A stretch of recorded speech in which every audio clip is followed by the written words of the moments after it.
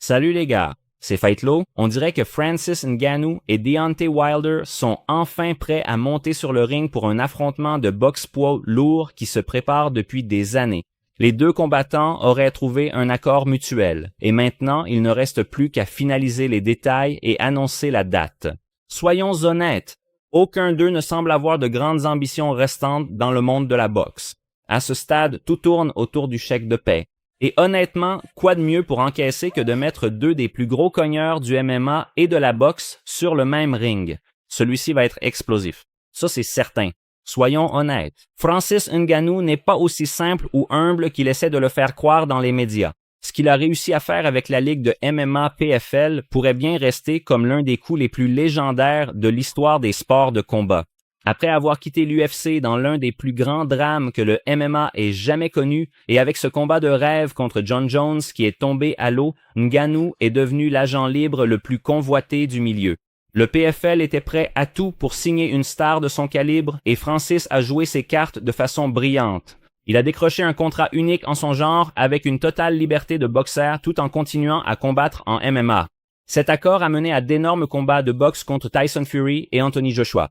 Oui, il a perdu les deux combats, mais c'était des affrontements très lucratifs. Ensuite est venue la partie MMA de l'accord. Il a en quelque sorte été obligé d'affronter le champion poids lourd en titre du PFL. Il a remporté la ceinture, encaissé quelques millions de dollars, probablement plus que tout le roster du PFL en une année, puis il est parti. Aucune défense de titre, aucun combat de suivi, aucune présence au PFL Africa qu'il avait pourtant tant vanté. Et maintenant, le président du PFL affiche ouvertement sa déception, affirmant que Francis n'a aucun intérêt à défendre son titre, surtout pas en Afrique, l'endroit même que Francis reprochait à l'UFC de ne pas représenter et que le PFL devait enfin honorer. Mais quand le moment est venu, Francis a en gros dit « Vous croyez que je vais me pointer à une carte faible sans grand nom? Non, je retourne à la boxe. » Je n'étais pas très à l'aise avec le premier événement PFL Africa, qui semblait être une sorte de combat préliminaire. Et tu voulais que ce soit uniquement centré sur les combattants africains, n'est-ce pas? Exactement.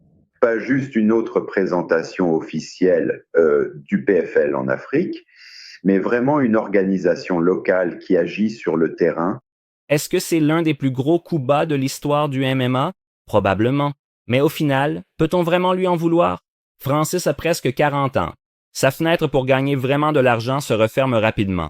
Et soyons honnêtes, le PFL ne peut pas lui offrir le genre de combat très médiatisé qu'il recherche. Alors pourquoi perdre du temps à défendre une ceinture dans une ligue de second plan quand on peut courir après des cachets à 1 million de dollars en boxe? Qu'on le veuille ou non, Ngannou a joué le jeu et il l'a très bien joué.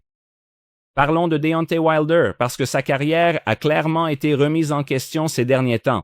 Autrefois l'un des cogneurs les plus redoutés de la boxe, le gars avec une puissance de KO folle, Wilder se retrouve aujourd'hui avec seulement une victoire et 2 défaites lors de ses 3 derniers combats. Sa défaite contre Joseph Parker était légitime. Parker est un boxeur solide. Et même si beaucoup ont parlé de surprise, je ne pense pas que ce soit si choquant. Parker avait un solide parcours amateur et depuis ses défaites contre Dillian Whyte et Anthony Joshua, il est sur une vraie lancée. Donc oui, il n'y a aucune honte à perdre contre Parker. C'est un combattant coriace et complet. Mais cette défaite par KO contre Zhilei Zhang, âgé de 32 ans, celle-là a dû faire mal. Zhang est un gars puissant, c'est sûr, mais il est clairement passé de son apogée. Et perdre de façon aussi brutale contre quelqu'un de cet âge, surtout venant d'un pays comme la Chine qui n'a pas traditionnellement produit de poids lourds de très haut niveau, ce n'est pas très flatteur pour Wilder. Aucun manque de respect envers Zhang, mais cette défaite a soulevé de sérieuses inquiétudes. Wilder s'est tout de même repris, avec une victoire contre Tyrell Herndon, l'arrêtant au 7e round. Mais soyons honnêtes, Tyrell est quasiment inconnu dans le monde de la boxe. Encore une fois, sans vouloir lui manquer de respect, ce combat n'efface pas vraiment le souvenir de ce KO infligé par Zhang. En résumé, Wilder a désespérément besoin d'une grande victoire, quelque chose qui rappelle au monde qu'il est toujours un prétendant de premier plan et pas seulement en train de finir sa carrière. Et c'est exactement là que le combat contre Francis Ngannou entre en jeu. C'est l'affiche parfaite pour les deux gros cogneurs, 2 anciens rois de leurs sports respectifs et honnêtement, 2 combattants qui approchent de la fin de leur carrière, tous deux ayant besoin d'un adversaire de renom pour rappeler au monde qui ils sont et ce qu'ils ont accompli. Ce combat peut cependant s'avérer délicat. Francis n'a que 2 combats professionnels de boxe à son actif. C'est vrai, il a mis KO pas mal de gars en MMA, mais la boxe de MMA et la boxe de haut niveau, ce sont 2 mondes complètement différents. Ses débuts en boxe contre Tyson Fury ont surpris beaucoup de monde. Ngannou a en fait livré une performance solide. Oui, Fury avait l'air hors de forme et n'a probablement pas pris le combat très au sérieux, mais malgré tout, c'était Tyson Fury, le champion poids lourd linéaire, un vrai électrochoc pour les fans de boxe. On s'attendait à ce que Fury le termine facilement, mais le combat est allé jusqu'au bout. Cette performance a donné beaucoup d'élan à Francis, et il a commencé à agir comme s'il était en train de prendre le contrôle de la boxe. Puis Anthony Joshua est arrivé, et AJ l'a ramené à la réalité.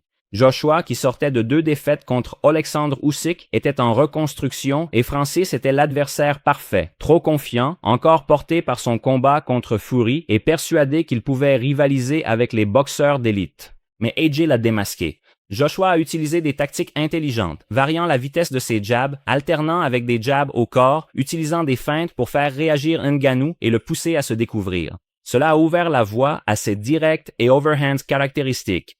Ce n'était pas qu'une question de puissance. C'était du QI box, de la patience et de la discipline. Ngannou, malgré toute sa puissance brute, n'avait pas la base technique pour survivre à ce genre de précision.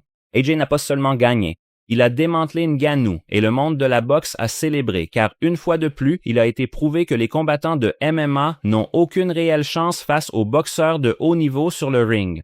Ce combat contre Fury, c'était juste une conjonction parfaite de circonstances, un éclair dans une bouteille. Nous y voilà donc, Ngannou contre Wilder, 2 cogneurs hors normes, 2 histoires de rédemption et surtout une dernière chance de prouver qu'ils méritent encore d'être sous les projecteurs. Donc évidemment, dans ce combat, le favori sera le Bronze Bomber. Wilder n'est peut-être pas aussi technique qu'AJ, mais ne nous voilons pas la face. Il reste largement au-dessus de Francis Ngannou en ce qui concerne les bases de la boxe. C'est aussi simple que ça. Les combattants de MMA viennent à la boxe pour surfer sur la vague, toucher un gros chèque et profiter de la lumière des projecteurs pour faire grandir leur marque. Ce n'est pas une question d'héritage, c'est une question de business. Quant à Ngannou, je ne suis même pas sûr de ce qui le motive ici. Peut-être qu'il se dit « c'est probablement mon dernier gros chèque en boxe, alors autant en profiter, si je perds, tant pis. Je ne suis pas un vrai boxeur de toute façon, mais si, par miracle, j'y arrive, tant mieux. Je touche mon argent et je choque le monde à nouveau. » Mais Wilder, lui, arrive avec un état d'esprit complètement différent. Il ne peut pas perdre ça, pas après ce qu'AJ a fait à Francis. Une autre défaite contre un combattant de MMA venu d'un autre univers, ce serait un niveau d'humiliation qui mettrait fin à sa carrière. Il le sait, et il va prendre ce combat très au sérieux. Alors voici ma prédiction personnelle. S'il monte sur le ring de boxe, Ngannou va s'endormir. Oui, il a une puissance effrayante, mais Wilder aussi. Et honnêtement, il est difficile de dire qui frappe le plus fort. Ngannou est un tank, c'est indéniable, mais la puissance de KO de Wilder, c'est autre chose. Ce n'est pas juste de la force brute. C'est une combinaison hallucinante de vitesse, de timing, de technique et d'un don divin pour envoyer les gens dans un autre monde. Un direct du droit bien placé, et c'est rideau pour Francis. Ce sera probablement une nouvelle victoire pour la boxe et une nouvelle défaite pour le MMA. Et il faut se demander à quel point Dana White est énervé en ce moment, en voyant tous ces anciens champions de l'UFC se faire gifler sur des rings de boxe. Ce n'est pas très flatteur pour l'image de l'UFC. Mais bon, il l'a un peu cherché en donnant son feu vert au combat McGregor contre Mayweather.